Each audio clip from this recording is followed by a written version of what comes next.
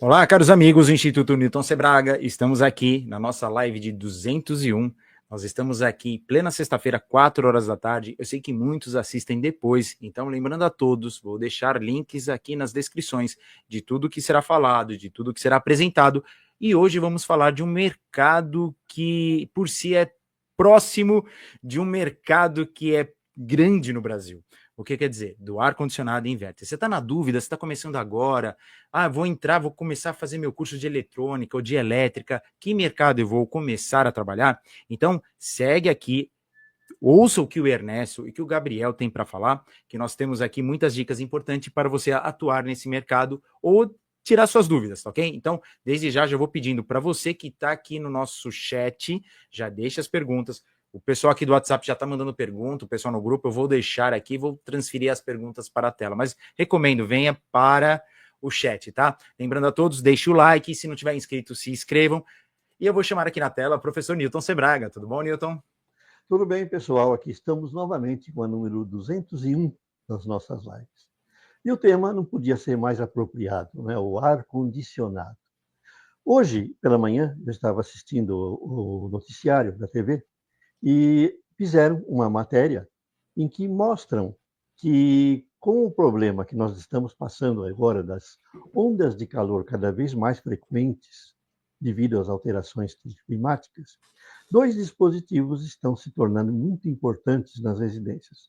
O ventilador, que já existia, mas o ar-condicionado, ele está crescendo em quantidade de uma maneira exponencial.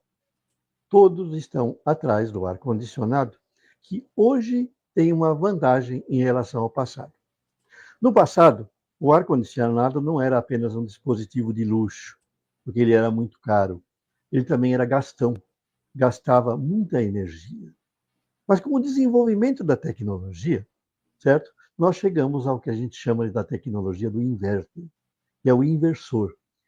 Antigamente, o ar-condicionado era como a geladeira. Era um motorzinho com um compressor e o motorzinho ficava constantemente ligado, acionado por um termostato.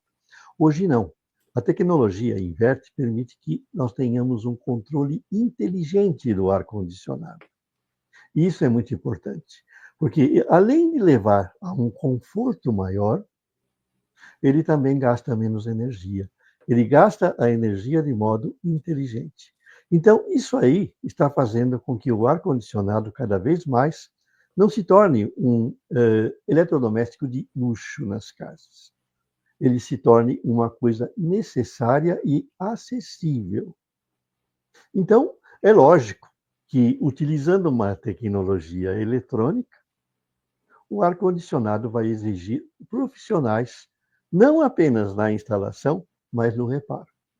Então, é um bom negócio você ter uma oficina especializada em ar-condicionado, como era antigamente ter uma oficina especializada no conserto de TV. Nós estamos chegando quase a um nível semelhante. Né? Nós temos esse tipo de, vamos dizer, de abordagem, que é uma abordagem especializada, em que você sai do comportamento normal das oficinas gerais de eletrodomésticos e entra numa atividade especializada que pode ser altamente lucrativa. Porque o ar-condicionado não é só ter o aparelhinho e lá um splitter só no seu quarto. Você pode ter grandes ambientes com 3, 4, certo?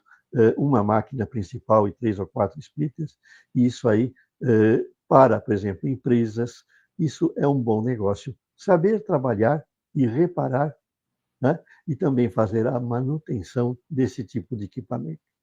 Para falar disso, dar umas dicas importantes, nós chamamos dois especialistas da Decol, que é uma empresa especializada justamente não apenas em ar-condicionado, vamos dizer, na instalação, manutenção, mas também em cursos que ensinam você como se tornar um profissional do ramo e ganhar muito dinheiro com isso. Sem mais delongas, certo? Passo a palavra para o Renato para chamar os nossos convidados apresentando-os, se bem que a apresentação esteja aí na descrição desse vídeo. Perfeito, Newton. Uma coisa interessante, uma TV com ar-condicionado. Na hora que você falou televisão, faz todo sentido. Logo, logo teremos mais ar-condicionado que televisão, pelo jeito que a carruagem anda, né? Do jeito que está indo, nós estamos caminhando para um número equivalente. Perfeito. Não vai ser difícil que no futuro sejam aparelhos conjugados. Uma TV com ar-condicionado ou um ar-condicionado com TV, né? Ô, Newton, só deixa eu comentar, eu tô vendo aqui que o pessoal do Facebook tá com um pequeno delay, então estamos transmitindo pelo canal do YouTube, pelo canal do Facebook e pelo Twitch TV, tá? Então tá vendo um pequeno delay, não esquenta, eu vou trazer as respostas aqui sem problema nenhum. E eu gostaria de falar com todos que estão nos assistindo, não sei se vocês notaram, mas quem patrocina esse canal é a Mauser Electronics. Precisou de componentes de confiança, Mauser.com, tá? Isso nos ajuda aí a mostrar o quanto aqui o canal do Instituto tem influência no mundo da eletrônica. Então vamos continuar, professor Newton, vamos chamar aqui na tela, direto de São Vicente, o nosso querido Ernesto da Decol. Boa tarde, Ernesto, tudo bom contigo? Olá, galera, boa tarde, professor Newton, mestre Newton, boa tarde, Renato, tudo bem? Tudo jóia aí com você? Estamos bem. Agora, felizes de você ter aceito o convite, ter aqui com a gente. Peraí. Olá, Renato e Nilton, gostaria muito de desejar uma grande boa tarde. Tenho saudades na live ainda na pandemia. Grande abraço. O Marcos Pita está na Inglaterra, tá? Obrigado, Marcos. Evelyn, boa tarde, Ernesto. Ó, já conhecido do Ernesto aqui. O Ernesto sobreviveu, fazendo uma piada interna, né? O Ernesto sobreviveu ao terremoto que aconteceu hoje no litoral norte, no litoral de São Paulo, não vou falar litoral norte. Segundo o Ernesto, nada foi sentido, né, Ernesto? Tá tudo em paz aí. Tranquilo, graças a Deus. Show de bola. Ernesto, fala um pouco da Decol, antes de eu chamar o Gabriel, fala um pouco da Decol e de você. Claro. A Decol Eletrônica existe desde 1993, né, aqui situada na cidade de São Vicente, São Paulo, né, litoral, e a gente sempre trabalhou com eletrônica, né, de todos os tipos que existem, né, a gente começou com televisão e foi evoluindo para outros produtos, e em 2016 a gente migrou para essa área da refrigeração.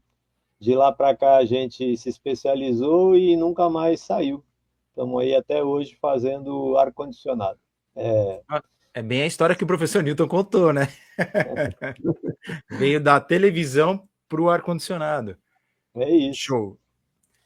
Agora eu vou chamar aqui na tela o nosso querido Gabriel. Tudo bom, Gabriel? Olá, tudo bom, tudo ótimo. Prazer estar aqui, né? É a primeira vez que o Gabriel está aqui com a gente. O Ernesto já teve uma live aqui com a gente, trouxe bastante informação. Você lembra o ano, Ernesto? Nós estamos em 25, acho que 23 ou 22, alguma coisa assim, já faz um tempo já. Já faz eu tive tempo. Uma segunda vez também, que eu estava com o Gerson, que é meu parceiro no monitoramento de câmara fria também. Sim, me lembro, era a câmera fria para a IoT, que estava desenvolvendo o sistema. Vale a pena procurar. Mas vamos lá. Gabriel, fala um pouco de você, do seu canal. Opa, maravilha. Então, para a galera que não me conhece, eu me chamo Gabriel Lima. Sou especializado aí no reparo das placas eletrônicas de ar-condicionado inverter. E assim como o Ernesto, né, eu tenho também uma assistência técnica especializada em equipamentos de ar-condicionado com tecnologia inverter, mais precisamente ali na parte eletrônica. E a minha empresa não é tão madura quanto a do Ernesto, né, que tem tanto tempo. A gente começou ali antes um pouco da pandemia, né, e cresceu muito, né, porque é um mercado que expandi bastante aí nos últimos anos. E junto com esse meu conhecimento, eu venho ajudando também muitos técnicos e refrigeristas com dúvidas e dificuldades com reparo de placa, com diagnóstico em ar-condicionado inverter, com o meu canal Mundo Inverter aqui no YouTube. Eu deixei aqui no chat agora o site, e no site você encontra o link de todas as redes sociais, do canal do YouTube e dos cursos. Eu gostaria que você falasse, antes de a gente começar a fazer as perguntas, dos cursos que vocês ministram. Começa com você, Gabriel. Depois. Beleza. Então, eu tenho um treinamento onde eu passo esse meu conhecimento no reparo das placas eletrônicas de ar-condicionado inverter, e esse é um treinamento que, de vez em quando, eu faço a abertura das inscrições. E aí eu deixo sempre uma lista de espera rodando aí, que é esse site, o www.inverterfácil, que esse é o nome do treinamento.com.br, né? Eu deixo essa lista, que, por sinal, agora no começo do mês de março, eu estou fazendo um evento online chamado Semana da Placa Inverter na Bancada, onde eu divulgo esse meu treinamento lá no meu canal no YouTube. Para a galera que tem interesse, eu abro as inscrições também nesse período, né? Perfeito. Links, coloquei no chat. Tá aí, pessoal, clica, deixa off. Pode clicar que automaticamente vai abrir uma janela nova. Aí vocês depois dão uma acessada e passem para aquele camarada ou aquela camarada que queira ou tá na dúvida de fazer um curso, tá? Vale a pena. Tanto o Ernesto como o Gabriel mandam bem na didática, vocês aprendem muito, tá? Ernesto, e os seus cursos? Cara, é assim, alguns anos atrás eu conheci o Gabriel e a gente fez alguns cursos aí. E eu gosto mais de fazer um curso voltado ao instalador, ao reparador, a quem já está na área da refrigeração e que tem uma dificuldade gigante, né, na parte de eletrônica, né? E felizmente ou felizmente a tecnologia chegou, né? A tecnologia inverter chegou e caiu no colo dessa galera que é basicamente mecânico, ou um eletricista, né, ou um eletrotécnico, e de repente se depara com uma placa eletrônica, né, refinada, de uma eletrônica complexa, porque envolve eletrônica analógica, envolve eletrônica digital, envolve eletrônica de potência, né? E aí a galera precisa de ter uma orientação assim básica, né, para de cara não se assustar. Então, o Gabriel já tinha um treinamento chamado Lógica do Inverter, né? E eu gostei muito e adotei ele e passei a fazer. Então, a gente consegue ministrar alguns ao longo do ano. Infelizmente, no momento, eu não estou fazendo nada, porque como a gente faz o reparo e a gente trabalha para os profissionais da área, e o verão, você sabe que a demanda é gigantesca, então ocupa demais o tempo da gente aqui, e aí não é possível. Então, mais para frente, daqui a uns meses, aí talvez a partir de maio, a gente já começa a ter espaço novamente para abrir novos treinamentos aí. Perfeito. Você falou uma coisa que me gerou cifra nos olhos. Você falou que está cheio de serviço. Nós estamos numa época de baixa demanda, você está cheio de serviço.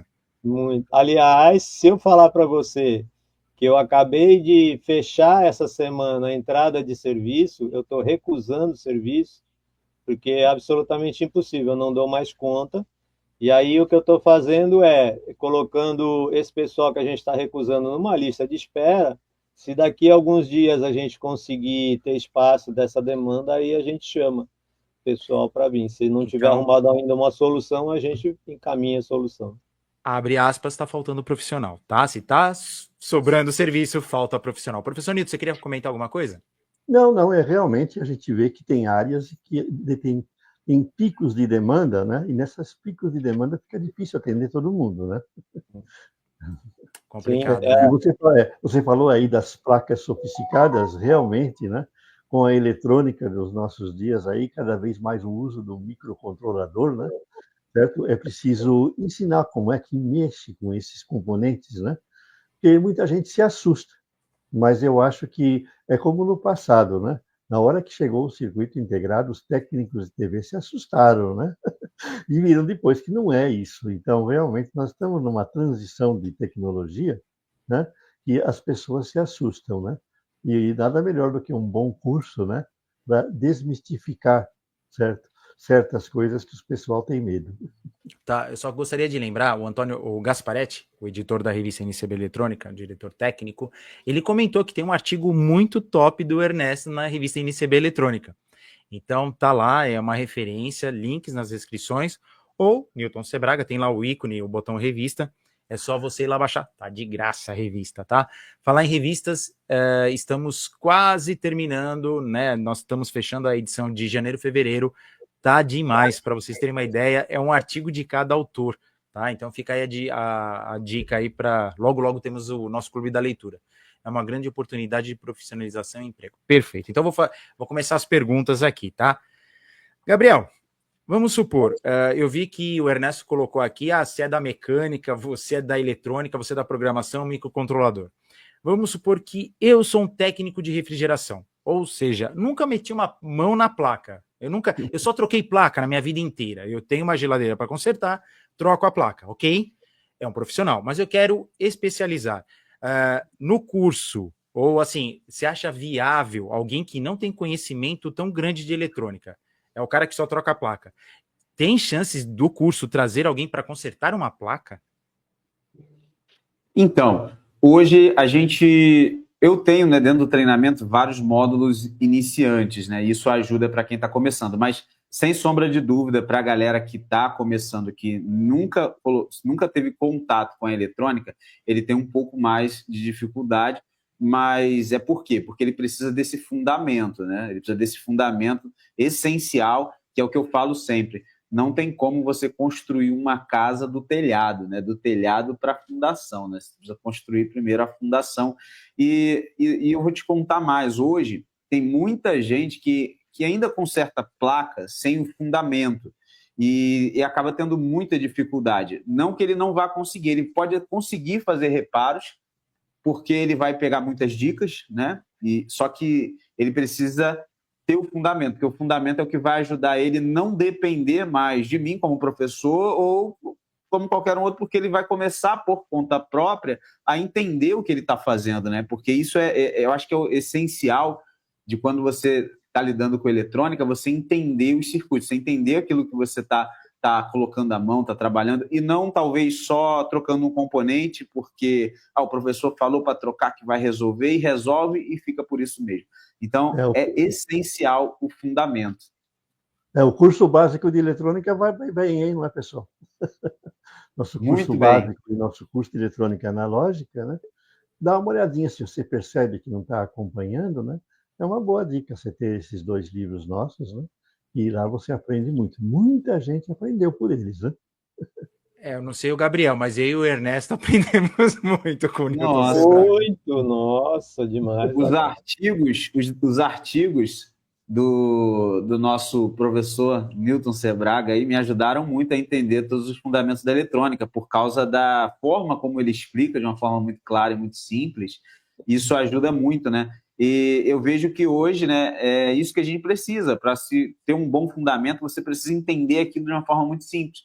Se você consegue pegar, igual o nosso mestre aí, consegue pegar conteúdos técnicos e consegue simplificar para a gente entender, isso é muito bom, isso ajuda muito no aprendizado.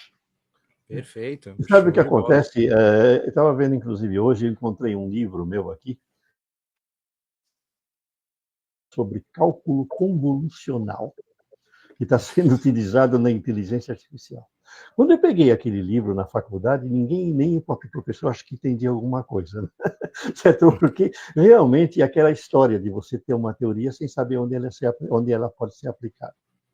E desde que eu me entendo por professor, eu sempre parti da ideia que se você quer aprender alguma coisa, antes você tem que ter um curso conceitual, somente depois para ter um curso de calcular, né? Um curso teórico, vamos dizer, mais avançado. Então, eu acho, por isso que eu fiz o curso de eletrônica, certo, básica e o curso analógica, que vocês bem conhecem, mais o curso de potência, né? Que é um curso conceitual. Eu não ensino praticamente a calcular, eu ensino a entender como as coisas funcionam, né? Eu acho que, inclusive, para o técnico que pretende instalar ou reparar, ele não precisa saber calcular, ele não vai projetar a placa de um inverter, ele vai precisar consertar a placa, né? Detectar os defeitos, né? Então, isso é importante. E é exatamente o que vocês fazem, né? Sim, sim. Eu gostaria de lançar uma pergunta para o Ernesto. Ernesto, você atende o Brasil inteiro e, quiçá, alguns países da América Latina, né? Pensando nisso, olhando o mercado nacional, existe alguma parte do Brasil que tem carência que você nota, putz, se eu tivesse lá, a história seria diferente ou não?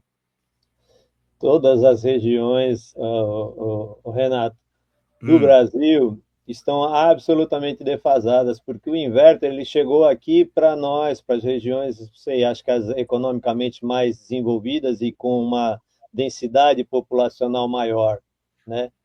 E o inverter está há dezenas de anos no Brasil. E agora que está chegando em algumas cidades um pouco mais aí afastadas, nem tão afastadas assim. Mas a gente tem contato hoje pelo WhatsApp, né, com os grupos no WhatsApp, a gente tem essa possibilidade de estar falando diariamente com o pessoal do Brasil inteiro, né? E a grande maioria desse pessoal, e que está correndo atrás, está se aperfeiçoando, está estudando, o Gabriel sabe disso, os alunos dele espalhados pelo Brasil inteiro, aí estão estudando, mas ainda não chegou na cidade deles o inverter. Eles não acham lá um inverter para consertar, só tem on-off lá, só tem convencional. E a galera está correndo atrás porque eles estão vendo que está chegando lá, que vai chegar e que vai povoar gigante lá a cidade deles, eles vão precisar desse conhecimento. Estão pensando lá na frente, né? É mais ou menos o que aconteceu com a ignição e a injeção eletrônica nos carros, né? Você ia para a cidade do interior, tinha todo mundo Fusca, né? Quer dizer, não tinha nem injeção nem ignição, só estava nos grandes centros. Né? Boa pergunta. Ar-condicionado. Você quer falar alguma coisa, Gabriel? Pode ir que eu vou lançar outra pergunta. Eu queria complementar uma coisa que o Ernesto falou, que eu acho muito importante, sobre o inverter estar chegando em alguns lugares, mas é importante a galera saber que com as novas regras de consumo dos eletrodomésticos, o ar-condicionado convencional ele vai deixar de existir. Não pode, ele não atende ao selo verde lá. Ah, tá. Ele não atende, né? Então, a tendência é cada vez mais ter equipamentos com eficiência energética maior. Então, com isso, precisa ter eletrônica, precisa ter tecnologia. E aí, meu amigo, vai vir muito ar-condicionado inverter, porque o convencional, que consome muito, né? Que, enfim, tem esse problema, vai começar a deixar de existir, né? É mais ou menos o caso da lâmpada de LED, né? Que desbancou completamente a lâmpada incandescente por causa do consumo. Então, Newton, mas vale a pena lembrar que o LED, a população entendeu que o LED era econômico. Acho que ainda o pessoal não entendeu que o inverter é econômico. Porque recentemente gerou até uma discussão, geladeira inverter. O pessoal, mas não é isso, não é isso. Você fala, caraca, peraí, o pessoal nem testou ainda, deixa o negócio rolar, né? Inclusive, Renato, teve uma norma também para os refrigeradores inverter. Acho que a partir de agora, 2025, logo vai chegar aí. Só é vendido inverter, refrigerador inverter. Eu não sabia disso, não. O Ernesto, Gabriel, um dos dois, como é que fica os dispositivos de efeito Peltier aí? Eles estão na parada? Não ainda tem, não, né? Não tem eficiência para isso, né? Longe disso, né? A eficiência dele ainda está longe, né? Ele é muito utilizado em pequenos frigobares, geladeira de carro. Isso. Alguns bebedouros utilizam, mas fica nisso por enquanto. Quem não sabe, daqui a um tempo, né, Ernesto, possa usar ele como forma de resfriar alguma coisa na placa, tudo é possível, né? Sim. Apesar que só se mudar a tecnologia, porque o consumo é muito alto, né, das Peltier, tem uma corrente muito elevada. O grande problema da física, o problema físico da refrigeração, é que qualquer coisa que envolva movimentação de calor gasta muita energia. Exatamente. Então, qualquer dispositivo que mexa com calor é gastão. Sempre vai ser. E é difícil, né, você chegar no limite da eficiência, né, porque existe uma lei da física que diz que o universo, certo? É por causa da lei da entropia, o universo vai terminar em calor. Quando as temperaturas de todas as partes do universo se igualarem, não vai ter mais para onde mover calor. Então, o universo morre. Então, você vê que tudo que nós fazemos envolve movimentação de calor. Refrigeração, aquecimento, motor, luz, tudo isso aí, no fundo, é movimentação do calor que vem do Sol. Ele é absorvido pelas diversas fontes aqui da Terra e nós usamos e depois remanejamos, certo? Transformamos em eletricidade para depois fazer outra coisa, e no fim é sempre calor. Na hora que a temperatura do mundo se igualar, não vai ter mais onde a gente obter energia. Aí a Terra acaba. E a mesma coisa o universo. Na hora que o Sol não tiver mais energia, né, como é que fica? Então, saber mexer com o calor de forma eficiente não é uma questão apenas de custo para a gente. O inverter não é só uma questão de custo, é eficiência energética. Temos que mexer com a energia, o calor principalmente, de maneira racional, aproveitando ao máximo, né? O ar-condicionado inverte é um caminho para isso, né? Por isso que a gente está caminhando para que todos sejam com essa tecnologia. Perfeito. Bom você ter comentado o carro. Queria fazer uma pergunta. O Gabriel pode responder, o Ernesto. O ar-condicionado que nós temos em casa é o mesmo que temos dentro dos automóveis de uma forma reduzida ou não? É uma coisa totalmente diferente. Posso responder essa, Ernesto? Pode, claro, deve. Maravilha, maravilha. É importante a gente entender que o ar-condicionado, a gente pode dividir ele em duas partes, parte elétrica e eletrônica e parte mecânica, né? Podemos dizer que a parte mecânica é a mesma. Por quê? Chama-se ciclo de refrigeração, né? O ciclo básico de refrigeração.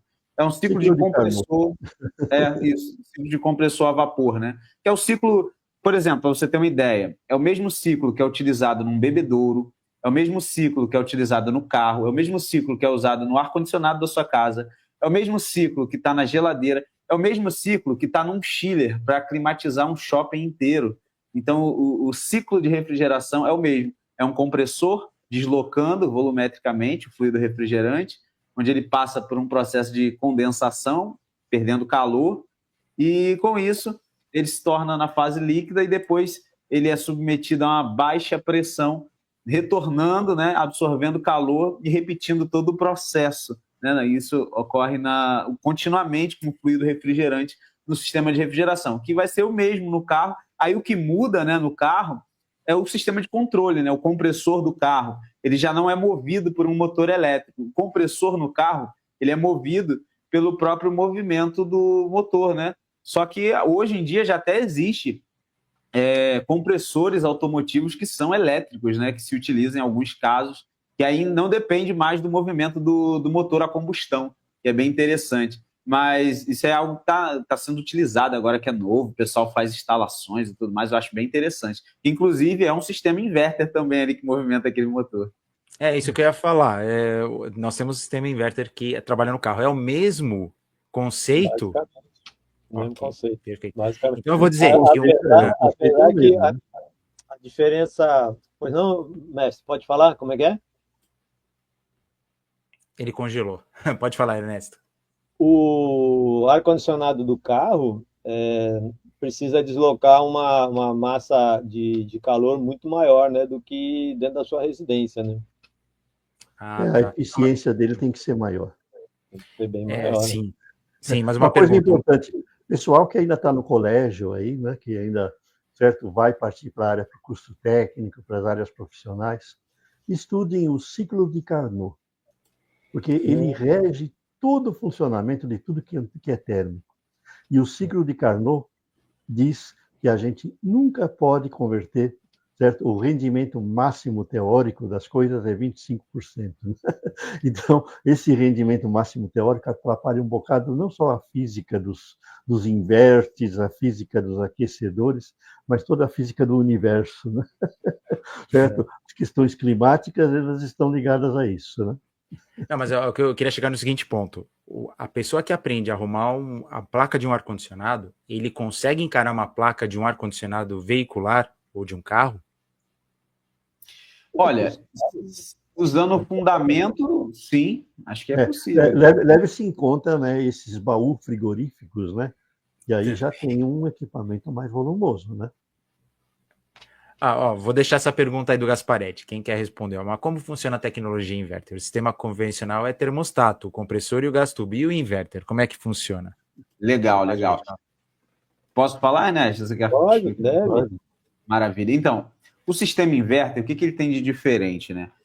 Vamos primeiro entender sobre o convencional. O convencional, ele tem o mesmo ciclo de refrigeração do inverter, não muda. Só que, como que funciona? o motor elétrico que movimenta o compressor, isso está dentro de uma peça hermética fechada, que faz o movimento do fluido refrigerante. Ele é um motor que trabalha de corrente alternada. É um motor que ele não tem a capacidade de aumentar e diminuir a sua velocidade, ele tem uma velocidade só, ele tem um consumo muito alto no momento inicial, que ele tem aquele pico de corrente, aquele consumo elevado na partida dele. Isso é o convencional. Então, quando você liga um ar-condicionado convencional, ele tem aquele pico de partida, né, que é o motor saindo da inércia, e ele já começa a trabalhar entregando 100% da sua capacidade, consumo 100%, até atingir aquela temperatura ambiente. Atingir aquela temperatura, ele se desliga por completo. Esse é o convencional. O inverter foi inserido um motor do tipo brushless, né, um motor BLDC, que é um motor que trabalha originalmente com tensão em corrente contínua. E aí, com esse motor, foi possível você alterar a rotação dele, você conseguir aumentar e diminuir a rotação dele, conseguindo, assim, aumentar e diminuir a capacidade de refrigeração. Também você conseguir aumentar e diminuir o consumo com essa demanda, né? Só que para fazer esse movimento do motor, fazer ele acelerar, desacelerar, de acordo com a necessidade do sistema, precisa-se ter um controle eletrônico. É onde entra a placa inverter, que é um inversor, como o nosso mestre Newton falou, para poder fazer o movimento desse motor de maneira ordenada, né? Aumentar a velocidade quando precisa de mais refrigeração e diminuir a velocidade quando não precisa tanto de refrigeração. E com isso, quando ele diminui a sua rotação, diminui também o consumo energético. É onde o ar-condicionado inverter, ele se torna eficiente. Não é quando ele está ligado no momento inicial. Quando ele liga no momento inicial, ele tem aquela eficiência de não ter o pico de consumo, né? Mas ele consome também um valor bem elevado. Mas quando ele está se aproximando da temperatura ambiente, ele reduz a capacidade. É onde ele se torna eficiente. É assim que funciona. As placas, né? A gente chama, ele é um inversor de tensão, que a gente chama, essa placa que controla, né? É o inverter, né?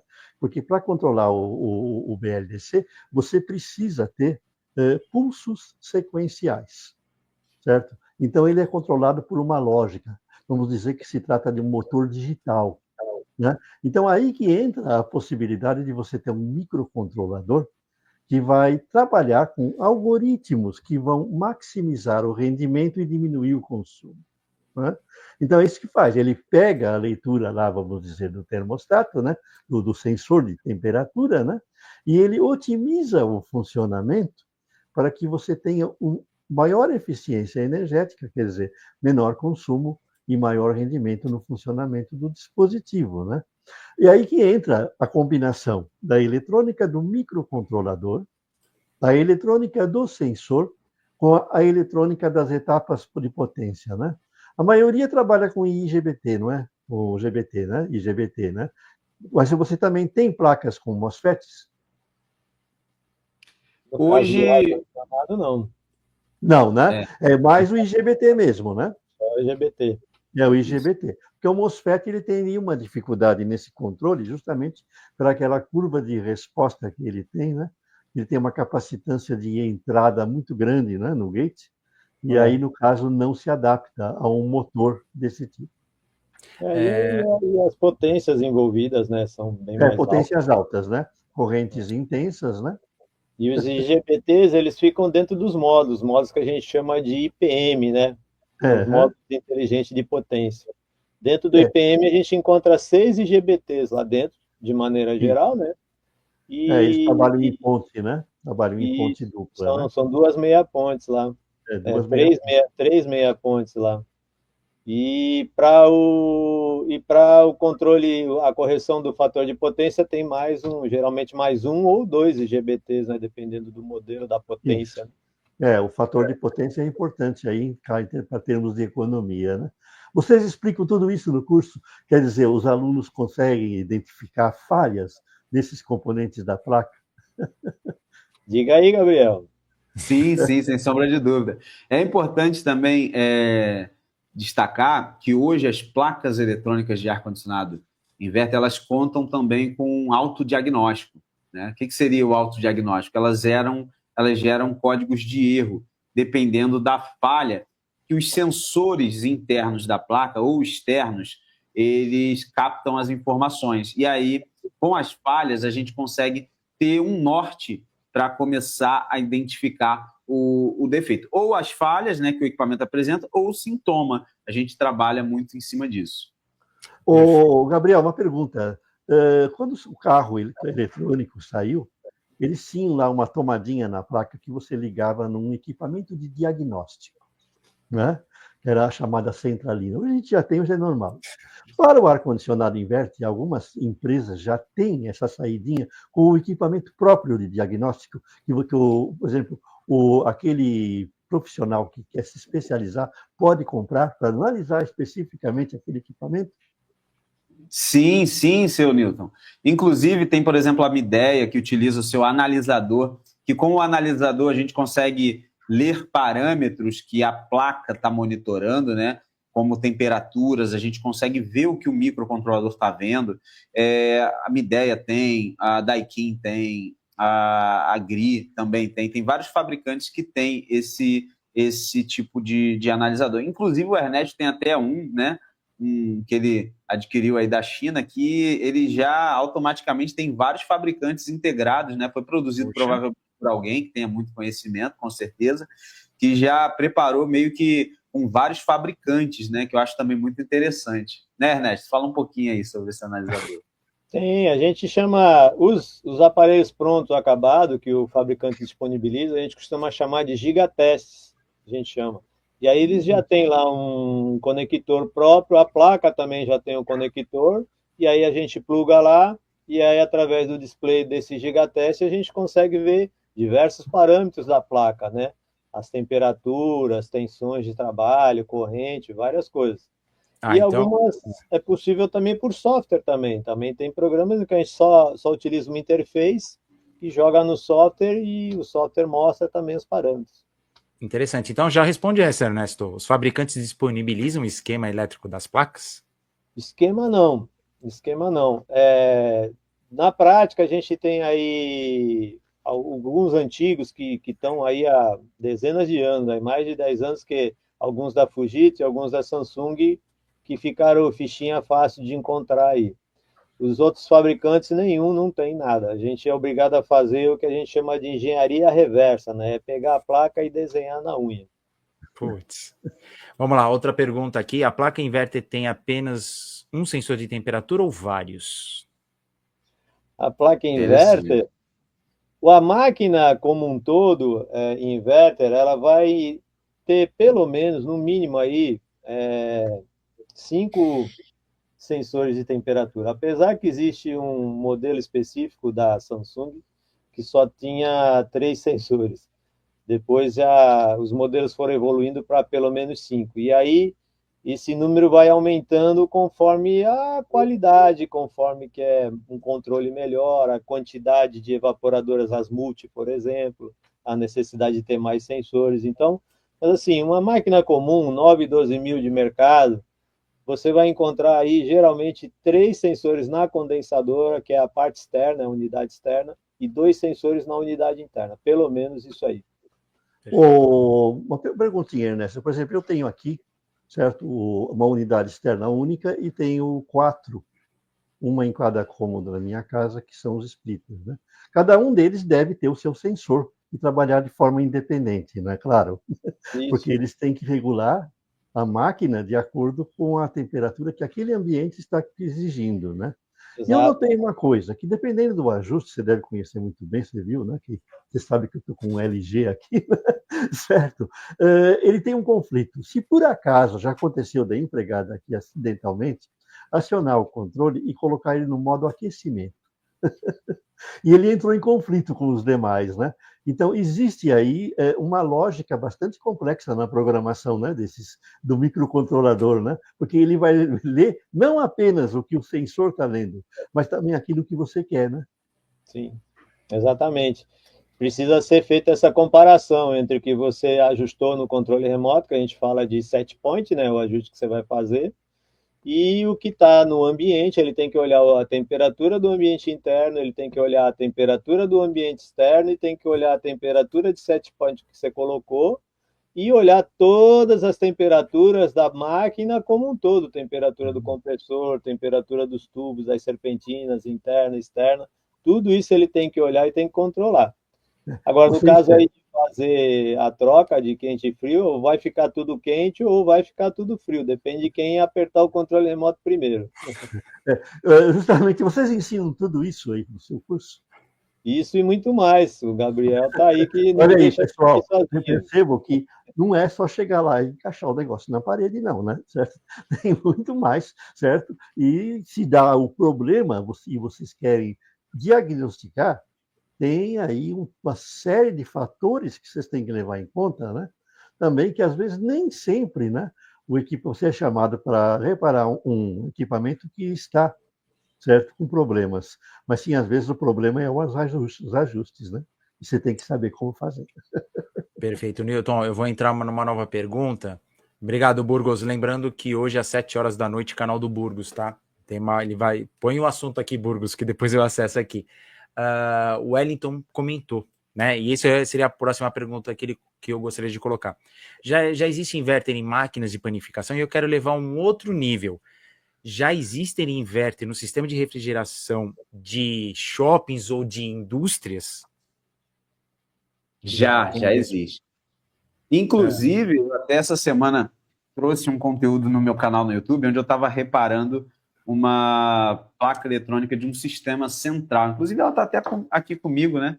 Nossa, primeiro, eu costumo falar para o pessoal, essa placa aqui, ó, essa placa, só para vocês terem uma ideia, essa placa que está aqui na minha mão, ela custa R$10.000, essa placa aqui. Tá rico, hein? Dá para comprar 1 quilo de café. Vai lá. É de um sistema de um ar-condicionado inverter central, né? É como se fosse um inverter bem robusto, bem grande, que ele tem a possibilidade de ter várias unidades internas, que são as evaporadoras, essas que ficam dentro do ambiente na parede, onde sai o ventinho gelado, a gente chama de evaporadora ou unidade interna. Esse sistema, ele consegue ter várias unidades, 10, 20, até mesmo chega o sistema a ter 30 unidades internas, e eles estão sendo utilizados muito agora nos sistemas de prédios comerciais. Esse, por exemplo, é de um prédio comercial, onde lá tem unidades externas, tem mais de 30, e unidades internas, nossa, tem acho que mais de 200 unidades internas,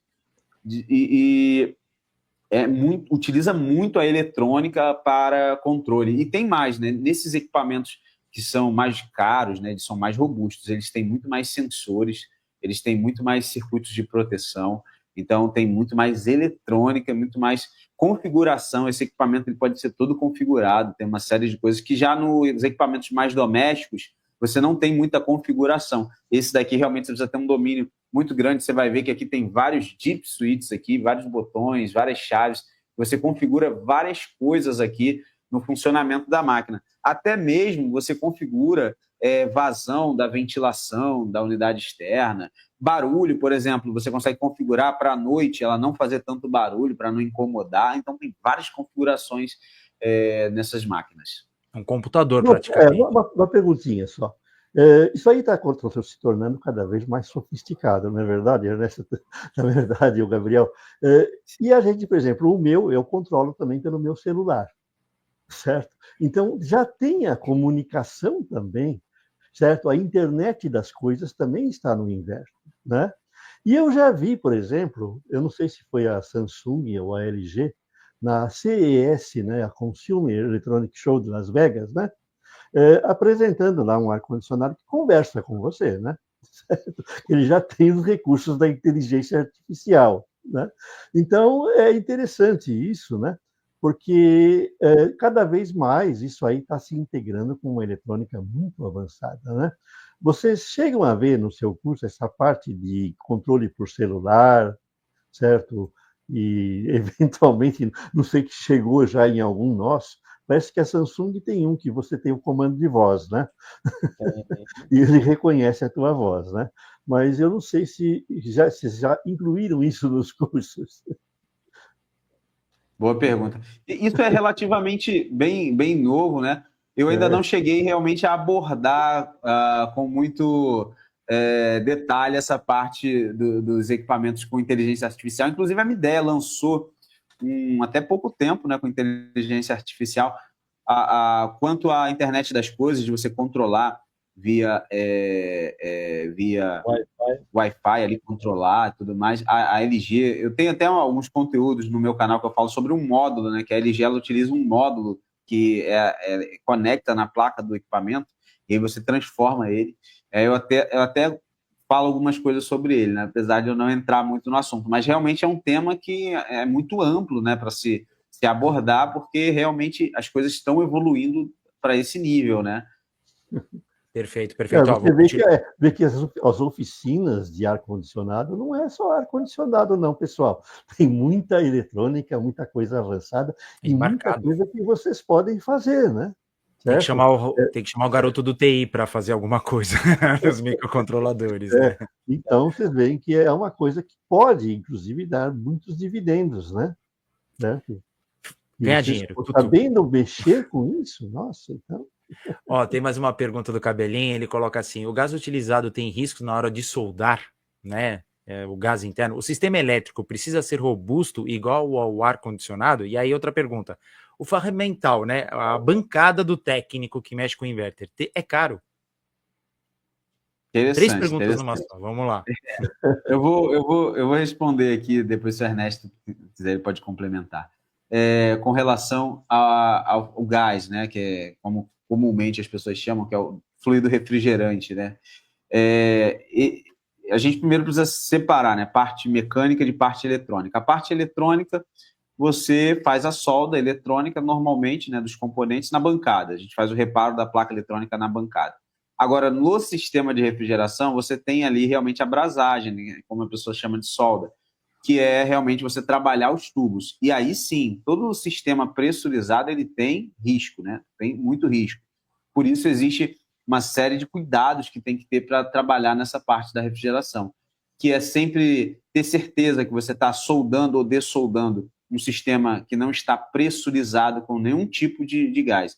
Existem fluidos que são inflamáveis, então está aí a necessidade de você ter um conhecimento prévio antes de intervir algum sistema desse mecânico de refrigeração.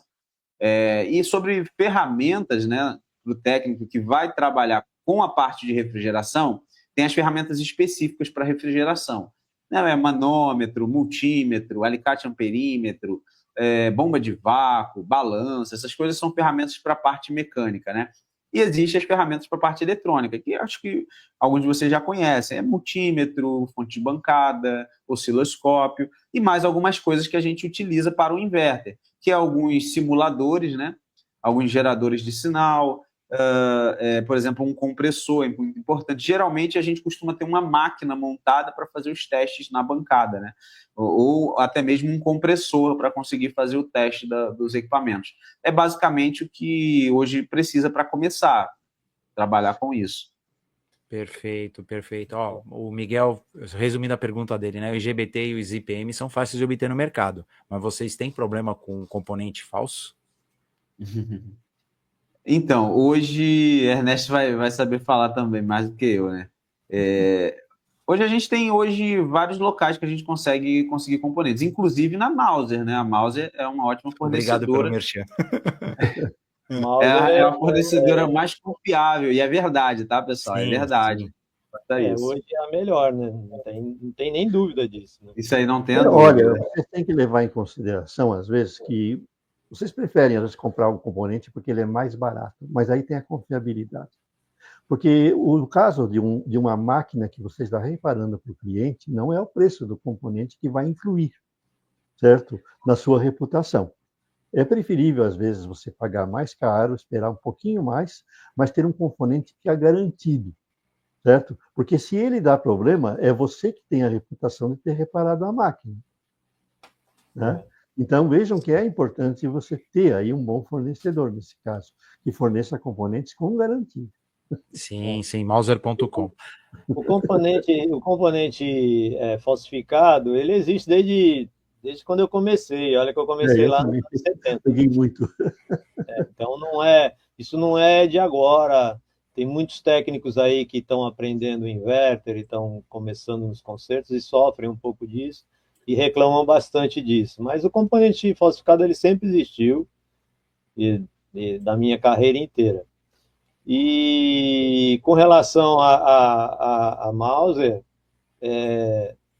não aproveitando, né, fazer a propaganda, mas a Mauser ela está realmente cada vez mais difundida no meio dos técnicos. Como eu falei, a gente tem contato com técnicos do Brasil inteiro, então a galera que é técnico de primeira linha, aí tem vários aí espalhados nesse Brasil, de norte a sul, nordeste, tem muita galera muito boa de alto nível, e todos eles estão comprando com a Mauser, né? Então, não tem o que falar. Só regulamentando, né, o técnico que faz a reparação, ele tem como mostrar o certificado que a Mauser emite para o cliente. Ó, tá aqui, ó, o componente X tá verdadeiro, aqui. Componente certificado. É uma coisa, simplesmente uma coisa que não existe, só eles que têm. Exato. O Wellington pergunta para o Newton se no lugar do IGBT posso colocar acoplado um opto. Não, no lugar de colocar... Não precisa de um opto de AC, é um opto de AC, né? Se for um opto IGBT, sim. Porque o opto, na realidade, é muito relativo. Aí o opto ele pode ser um opto acoplador, um opto relé. Ele pode ter como receptor diversos tipos de dispositivos, né? Se você colocar um opto IGBT, tá certo, né? Perfeito. Agora, fazer uma pergunta.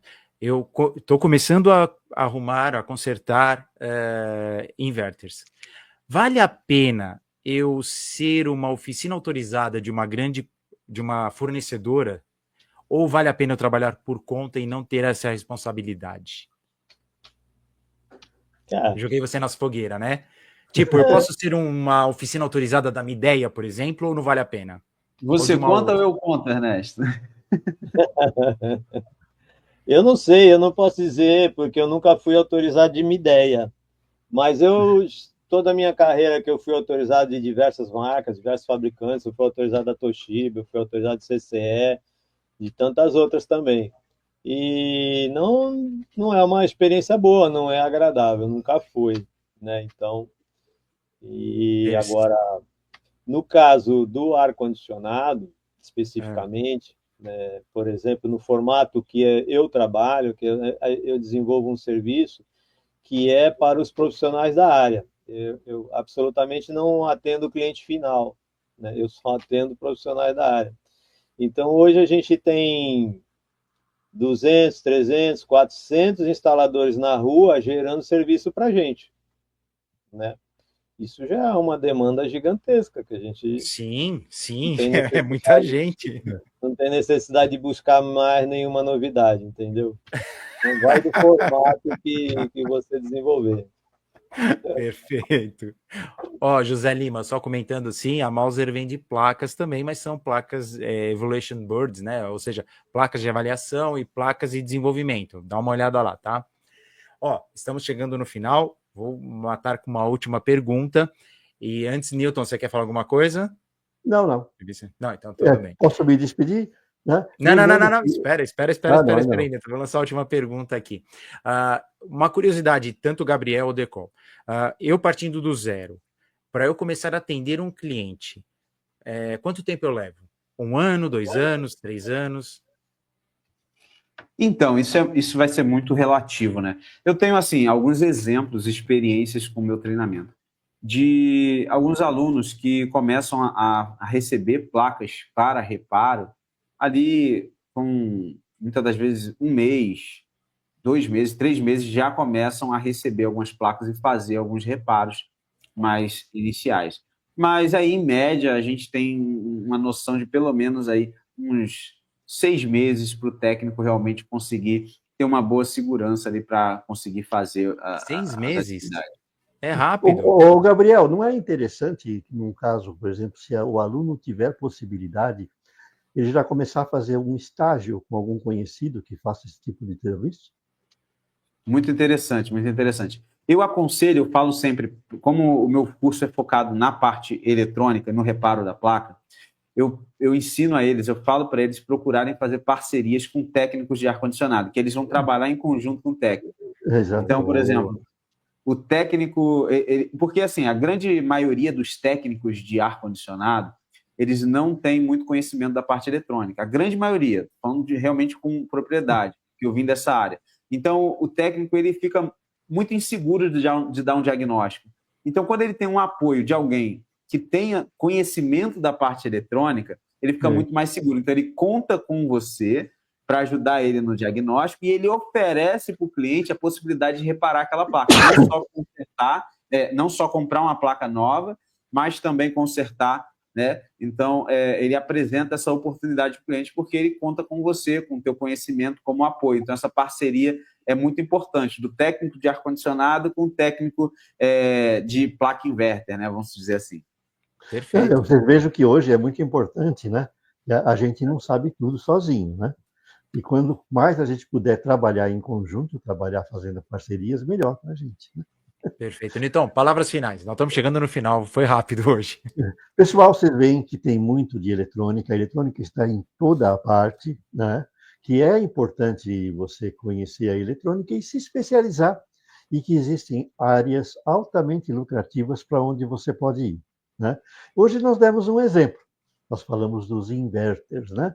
Veja quanta eletrônica que tem aí. Você tem que conhecer IGBT, microcontroladores, motores sem escovas, né? Os MLDCs, né? E você tem que conhecer tudo da eletrônica básica, eletrônica de potência e um pouco de eletrônica digital, né? Então, tem muita coisa. Lembre-se que na hora que você já estiver consertando o seu inverter, você não deve parar. Você deve continuar se aperfeiçoando, porque vão estar chegando outras coisas. Vai estar chegando a IA, vai estar chegando a IoT e muito mais. Eu fico por aqui, certo? Agradeço aos nossos convidados e a vocês. Perfeito, Newton. Eu gostaria de agradecer, primeiramente, ao Gabriel. Gabriel, palavras finais e obrigado pelo convite, ter aceito o convite, estar aqui com a gente trocando informações. Opa, maravilha. Eu que agradeço a oportunidade de estar aqui falando ao lado de vocês, ao lado do mestre Newton Sebraga. Muito obrigado a todos que estão assistindo. Só tenho a agradecer mesmo. Obrigado. Abraço. Perfeito. Ó, eu coloquei o site Inverter Fácil, já deixa o seu interesse em fazer a inscrição, tá? E aí vocês aí já vai começar no começo de março, já está começando a rodar a primeira turma. Isso. Ernesto, agradeço a participação. Palavras finais, Ernesto. Obrigado, Renato. Olha, é uma imensa satisfação. Sempre que você precisar, a gente está aqui à disposição. Obrigado pelo convite. É muito bom a gente poder contar para a galera aí, para o pessoal que está na dúvida, pessoal que está procurando, querendo achar um caminho. Pode cair para o mundo da refrigeração. O mundo da refrigeração, eu sempre falo isso, é um mundo gigantesco. Se você começar a prestar atenção, você vai descobrir a quantidade de refrigeração que existe em volta de você, aí perto. Ela é enorme e quando você sai para a rua, você vai descobrindo que tem refrigeração em qualquer setor, em qualquer área, e isso tudo precisa de manutenção. E toda essa refrigeração está se juntando muito com a eletrônica. Então, a eletrônica ela está fortemente arraigada e misturada, juntada com toda a refrigeração em geral. Então, é um mundo gigante que serve tanto aqui no Brasil como fora do Brasil também. Perfeito, obrigado, né? Você ainda quer falar alguma coisa, Newton? Seu áudio. Acho que o microfone dele não apagou a luz, quer dizer que o microfone já foi, Newton. Tá bom, eu espero. Ó, eu vou agradecer a todos. Enquanto ele liga o microfone, lembrando. Oi, ligou agora? Vai lá, Newton. Ligou. Só para completar, no mundo que está passando pelo aquecimento global, certo? Quem dominar a refrigeração vai ser rei do mundo. Boa, Newton. Então tá bom, né? Vamos anotar o endereço, o site deles aqui, tanto do Gabriel como do Ernesto, porque a gente tem onde buscar. Pessoal, agradeço muito. Lembrando que quarta e quinta-feira à noite, às 8 horas, temos aqui o Clube da Mecatrônica Jovem. O Decol, o Ernesto vive lá no chat dando conselhos pra gente. Agradeço muito. E lembrando a todos que sexta-feira que vem teremos aqui mais uma live, sempre com a gente, links nas descrições. E para você que está assistindo agora, depois que a live passou, Deixe aí nos comentários as perguntas, que depois, tanto o Gabriel como o Decol, eles vão responder para vocês depois, tá ok? Um abraço e bom final de semana, todos, e fui. Tchau, tchau, pessoal.